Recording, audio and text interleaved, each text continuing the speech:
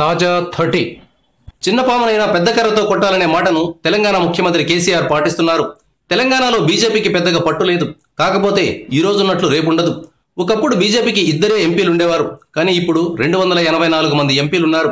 అందువల్ల బీజేపీ విషయంలో చూసి చూడనట్లు వ్యవహరిస్తే భవిష్యత్తులో పుట్టి మునిగే ప్రమాదం రావచ్చని కేసీఆర్ అంచనా వేస్తున్నారు. అందుకే బీజేపీ జాతీయ అధ్యక్షుడు అమిత్ షా మీద గంటల వ్యవధిలో కనీ విని ఎరుగని రీతిలో అటాక్ చేశారు. సాధారణంగా ప్రతిపక్ష పార్టీలు ఆరోపణలు చేసినప్పుడు మరుసటి రోజు దానికి అధికార పార్టీ నేతలు సమాధానం ఇస్తుంటారు. కానీ కేసీఆర్ మాత్రం అమిత్ షా ఒక మీటింగ్ పూర్తి చేసుకుని మరో మీటింగ్కు వెళ్లేలోపే ప్రెస్ మీట్ పెట్టి విరుచుకుపడ్డారు. అమిత్ షా, గిమిత్ షా, భ్రమిత్ షా అని తనదైన శైలిలో విమర్శలు చేశారు. తెలంగాణకు 1,00,000 కోట్ల రూపాయలు ఇచ్చినట్లు నిరూపించండి, ఈ క్షణం రాజీనామా చేస్తానని సవాల్ విసిరారు. దీంతో బీజేపీ ఎదురుదాడి నుంచి ఆత్మరక్షణ వ్యూహాన్ని అవలంబించాల్సి వచ్చింది. మరి ఆంధ్రప్రదేశ్లో అమిత్ షా ఏం చెప్పారో తెలుసా? తెలంగాణకి ఇచ్చింది 1,00,000 కోట్లే. ఆంధ్రప్రదేశ్కు గత 3 ఏళ్లలో ఏకంగా 1,75,000 కోట్ల రూపాయలు ఇచ్చామని ప్రకటించారు. కానీ చంద్రబాబు మాత్రం అమిత్ షాని ఏమీ అనలేదు.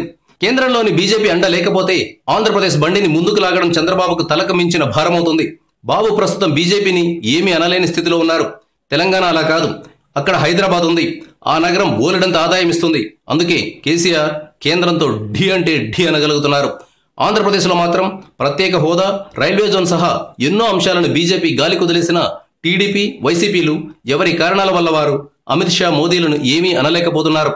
Thank you viewers. ఈ వీడియో మీకు నచ్చితే లైక్ బటన్ టచ్ చేయండి. తాజా 30 ఛానల్కు సబ్స్క్రైబ్ చేయండి. మీ మిత్రులకు షేర్ చేయండి.